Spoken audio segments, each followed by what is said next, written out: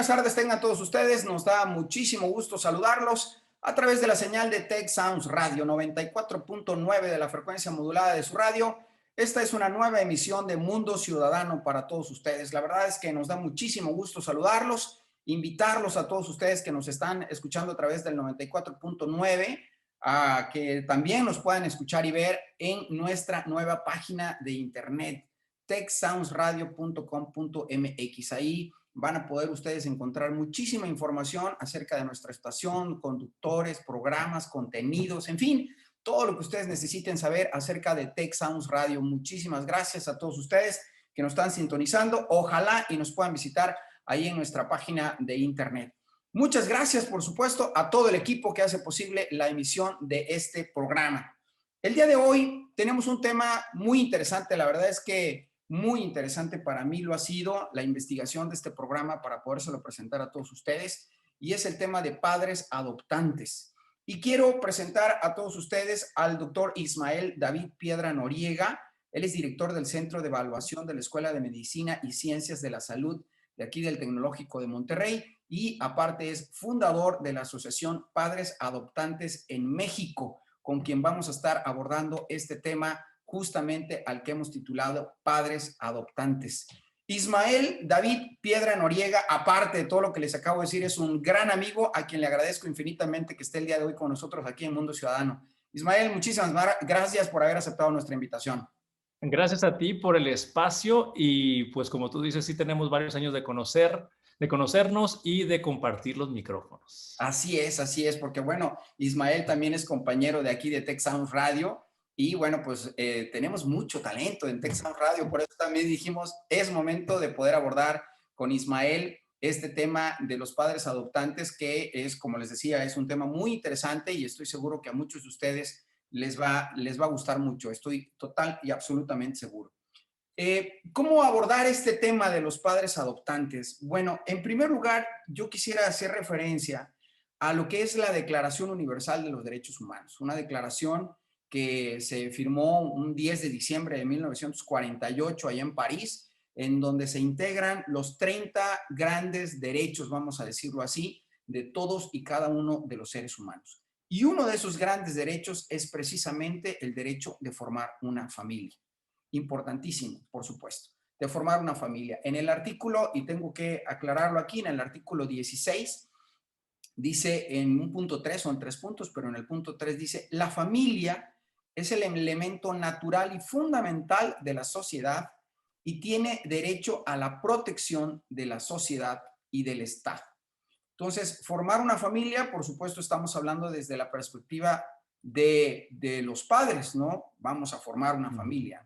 Pero también desde la perspectiva de los niños, quiero formar parte de una familia. Ese es lo importante también. Y para eso está la Declaración de los Derechos de los Niños, en donde independientemente que están integrados en la Declaración Universal de los Derechos Humanos, hay una particularidad, vamos a decirlo así, en los derechos de los niños. Y en el principio 2, son 10 principios en esta Declaración de Derechos de los Niños, se habla de que el niño gozará de una protección especial y dispondrá de oportunidades y servicios dispensado todo ello por la ley y por otros medios para que pueda desarrollarse física, mental, moral, espiritual y socialmente en forma saludable y normal, así como en condiciones de dignidad y libertad. Al promulgar leyes con este fin, la consideración fundamental a que se atenderá será el interés superior del niño. Y en el principio número 6 dice que la sociedad, nosotros formamos esta sociedad, y las autoridades públicas tendrán la obligación de cuidar especialmente a los niños sin familia o que carezcan de medios adecuados de subsistencia. Para el mantenimiento de los niños de familias numerosas conviene conceder subsidios estatales y o de otro índole. Ismael, ¿qué comentarios tienes en relación a todo esto que estamos leyendo de la Declaración Universal de los Derechos Humanos y particularmente a la Declaración de los Derechos de los Niños? Pues definitivamente, Sergio, tenemos que tener una apertura a hablar de estos temas porque realmente hay muy pocos foros donde se habla de la adopción o de las necesidades de estos niños, niñas y adolescentes. Como tú sabes, en los últimos años se ha tratado de modificar el vocabulario para ser más incluyentes, y aquí por eso ahora lo que se acostumbra es decir el derecho o los bienes superiores de los niños, de las niñas y de los adolescentes, porque también ellos están incluidos. Te quiero decir que para aproximarnos al tema de la adopción, en este rubro no hay demasiados estudios o demasiadas estadísticas que estén disponibles en nuestro país que nos ayuden a visibilizar más este fenómeno o esta problemática, y tenemos que guiarnos de algunas aproximaciones. Te puedo decir que hay por ahí una estadística que está en el internet que se menciona que hay aproximadamente 30,000 niños en orfanatos, albergues, casas hogar, pero aquí nos está contando los niños de la calle o los niños en situación de calle. Entonces, la problemática suponemos que es mayor a lo que está reflejado ese número, que tiene como 5 años de no tener una actualización de cifras. Oh, Y bueno. hasta este momento no tenemos disponible un censo. ¿Cómo está la situación en México? ¿Cuántos niños existen en Nuevo León? ¿Cuántos niños existen en cada estado en situación de orfandad, que también se refiere a que no están con sus familias y están cuidados y custodiados por las instituciones de asistencia social? Entonces, es una problemática que, insisto, y agradezco este foro para hablar de este gran tema. Y con esto, poco a poco, sembramos una semillita de la cultura por la adopción. Claro, no, bueno, claro, por supuesto, de eso se trata, ¿no? Que cada uno de nosotros hagamos su parte como ciudadanos, Ujú, que leíamos el artículo como sociedad, por un lado, como ciudadanos, como medios de comunicación, por supuesto, también. Dime algo, Ismael, ¿la tendencia a la adopción en México va a la baja, va a la alza? ¿Qué está pasando en términos de México en este sentido? Mira, la verdad no lo sabemos. La verdad no lo sabemos por lo mismo que te decía hace un momento. Ok. Es tan oculta, o está tan oculta esa información.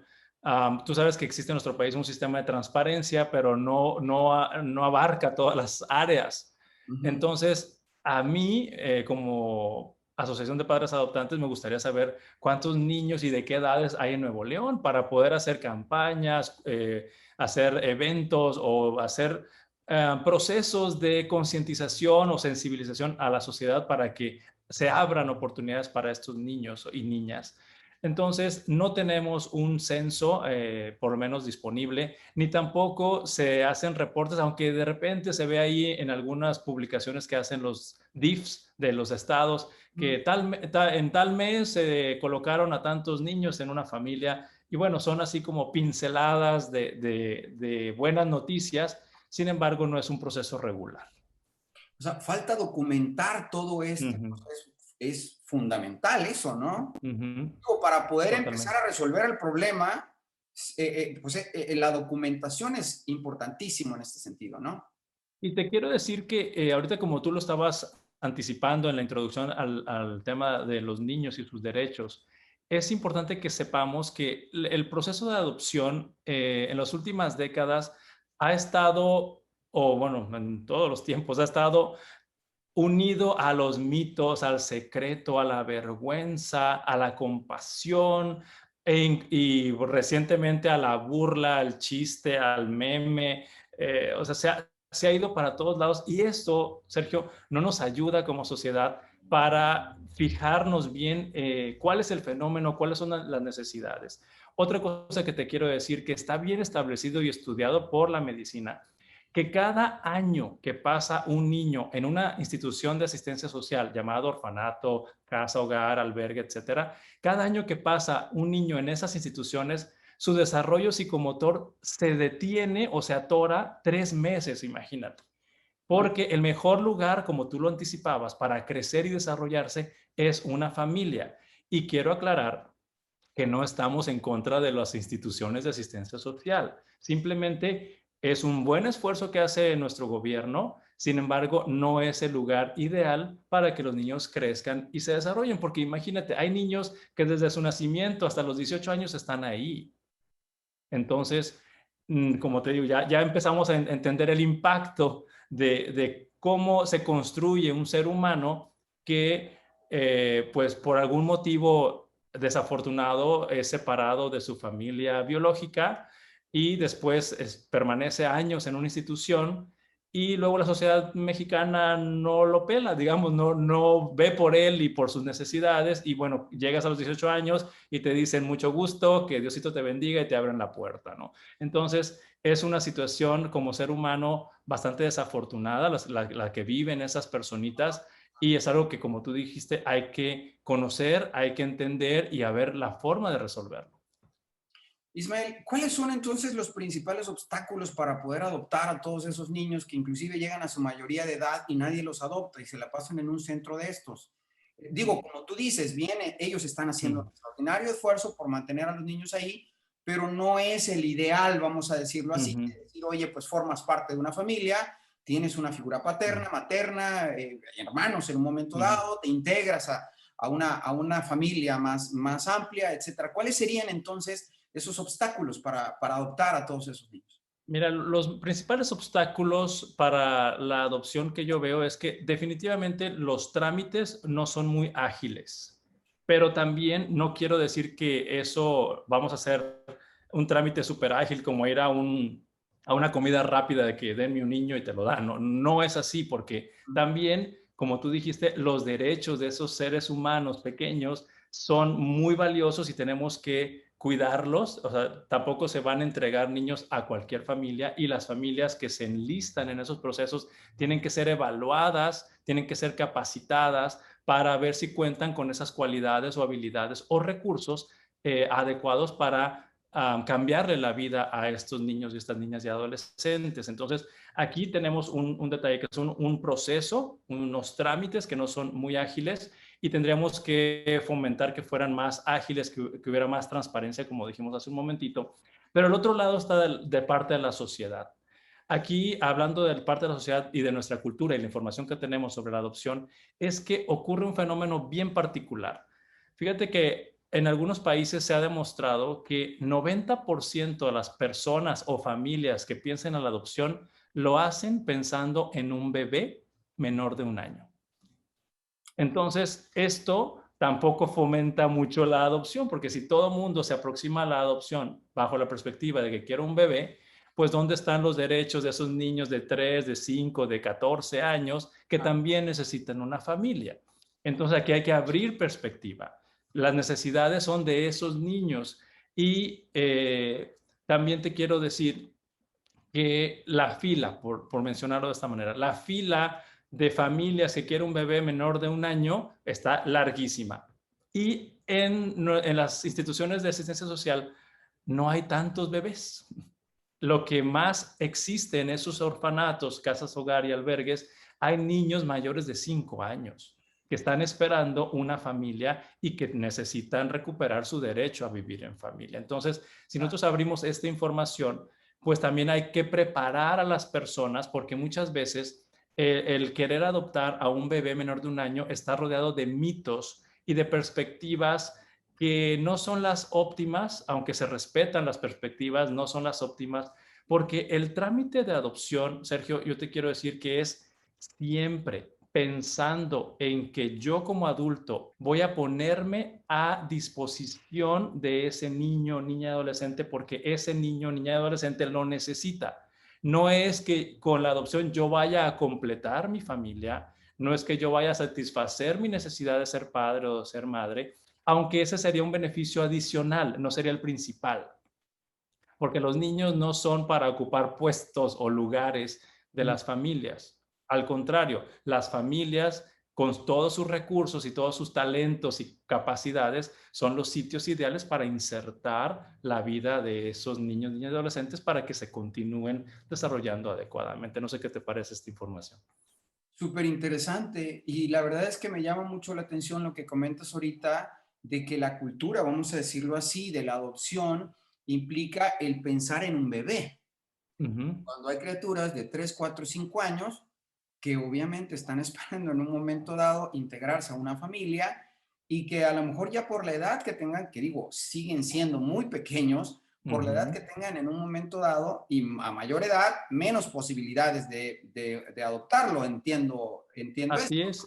Y hay un mito al respecto de que quiero un bebé para que no se acuerde, para yo agarrarlo desde temprano y darle toda mi paternidad y que se adapte a mi familia. Y hay ese mito que los niños que son más grandes pues están rodeados de problemas y dificultades y de mayores retos. Sin embargo, quiero decirte que cualquier niño o niña que ha sido separado de su familia por cualquier situación desafortunada, que no vamos a entrar en esos detalles en este momento porque no nos alcanzaría el tiempo, Ujú.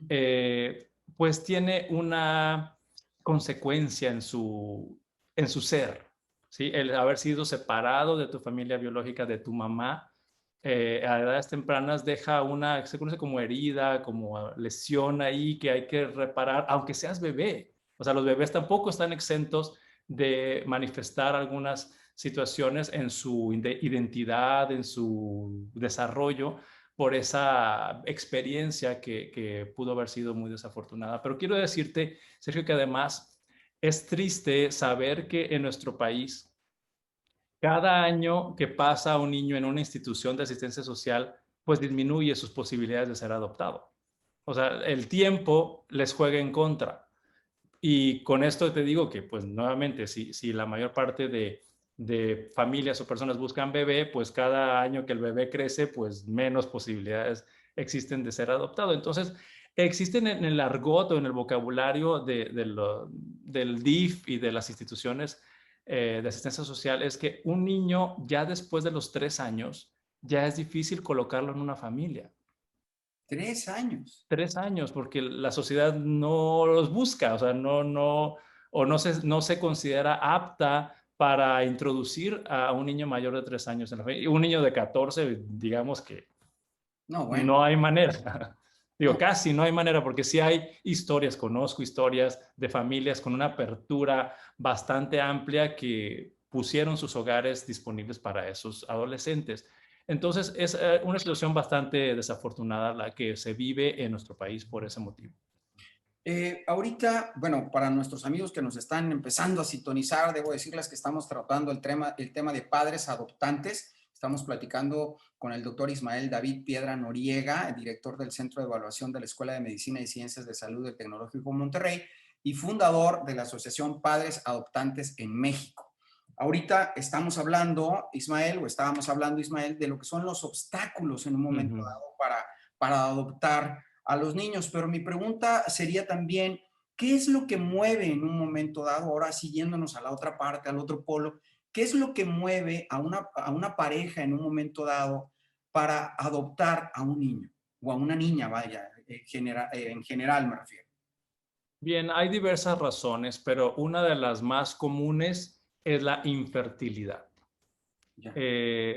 Porque pues prácticamente hay muy pocas parejas o muy pocas familias o personas, porque también quiero aquí incluir a las personas, porque las personas solteras también pueden adoptar a niños siempre y cuando pasen por ese proceso de evaluación y que se demuestre que tienen todas esas cualidades necesarias para hacerse responsables de la vida de esos niños y esas niñas. Era la Entonces pregunta aquí, justamente que te iba a hacer, si nada más las parejas podían adoptar, pero ahorita te me adelantaste, pero bueno, qué bueno. El tema es si una persona, digo, aunque no sea una pareja particularmente, ni mucho menos, pudiera adoptar un niño. Y bueno, acabas de responder a, sí. a esa pregunta. Pero Te bueno, voy a continuamos decir, con el resto de la respuesta. te lo voy a decir así, cualquier modelo de familia, porque también ese es otro tema que no vamos a poder Claro, abarcar, cualquier modelo de familia en este país que se enliste en el proceso de adopción y se hagan las evaluaciones, que se hacen evaluaciones de entrevistas, se hacen evaluaciones psicológicas, emocionales, intelectuales y socioeconómicas, cualquier modelo de familia que pase por ese proceso y se encuentre que tiene esos recursos para compartirlos con un niño, una niña, un adolescente, pues tiene la posibilidad de ser seleccionada para ser adoptiva. Ismael, ahorita tú hablabas que una de las situaciones por las cuales la gente es movida para adoptar en un momento dado a un niño o a una niña era la infertilidad. Ujú, Yo veía algunas estadísticas, digo, preparándome para hacerte esta, ujú, esta entrevista, precisamente el tema de la infertilidad, en donde el INEGI habla de 1,5 millones, 1,600,000 a 2 millones de parejas en México que ujú, tienen este tipo de problemas de infertilidad y que ujú, cada vez va en aumento los tratamientos de reproducción asistida, porque cada vez hay más parejas que no pueden tener, ujú. bebés pues, pues por muchas razones, el estrés, el alcohol, el tabaquismo, la postergación de la maternidad, en fin, todo este tipo de razones. Pero mi pregunta es, ¿por qué si por un lado hay tantas parejas en un momento dado que tienen esta situación o estas situaciones de infertilidad y por el otro lado hay tantos niños que en un momento dado necesitan formar parte de una familia? ¿Qué es lo que está faltando para que cuadren ambos temas y en un momento dado pudiera darse un paso importante para resolver una situación como esta en nuestro país? Mira, lo que falta es que más personas en la sociedad hagan lo que hacemos en padres adoptantes en México. O sea, estoy poniendo este ejemplo porque no soy el único de padres adoptantes en México y quiero explicarte esto. Es importante que sepamos que están las instituciones, como lo mencioné hace ratito, son del gobierno. El DIF, el Sistema de Desarrollo Integral de la Familia, sería una institución importante que está a cargo de cubrir las necesidades de estos niños, niñas y adolescentes. Pero falta el enlace, que es la sociedad organizada que se propone hablar del tema, de buscar foros. Te platico que pues mi esposa y yo, por la infertilidad, pues buscamos la adopción y conseguimos ser seleccionados por el DIF como una familia con los recursos intelectuales, psicológicos, emocionales y socioeconómicos suficientes para que vivieran nuestros hijos en casa. ¿Adoptaste Pero más? ¿Cuántos hijos? Perdóname la pregunta. dos, Dos hijos dos, adoptaste. dos. Y de una vez te lo digo porque hay muchas cosas que quiero decir en este corto tiempo, pero Ujú. fíjate, Sergio, los niños que tienen menos posibilidades de ser adoptados, como te dije nada más una parte, los niños mayores de 3 años tienen menos posibilidades y cada año que avanzan menos.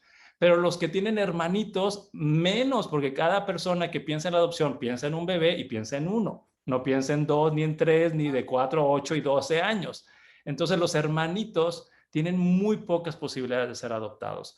También los adolescentes propiamente tienen muy pocas posibilidades en nuestro país y otro sector de la población de niños y niñas son los niños que tienen problemas de salud.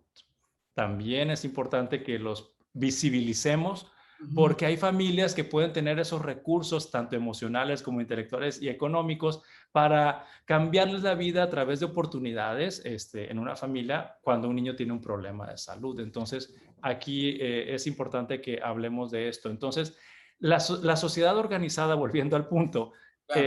es muy importante y fíjate que hemos descubierto aquí en México que hubo así como una semilla en todo el país que ha empezado a dar frutos y hemos descubierto que a través de las redes sociales nos hemos encontrado y muchas organizaciones como la mía nos agrupamos y ahora somos una sociedad nacional que se llama Embajadoras y Embajadores Adopción México, que aquí integra todos los movimientos de la sociedad organizada en los diferentes estados y juntos trabajamos por crear esa cultura de adopción, dando cursos, dando asesorías, dando información, dando acompañamiento pre, durante y post adopción. Tenemos un chat de más de 200 familias que ahí hicimos un grupo de apoyo, de qué hago con esto, qué hago con aquello, y ahí entre todos, en montón, resolvemos problemas que, pues sí, los padres adoptivos tenemos experiencias, muchas que se parecen a los padres biológicos, pero otras que son muy particulares y por eso los grupos de apoyo son muy importantes y por eso la sociedad organizada tiene que activarse. Así es.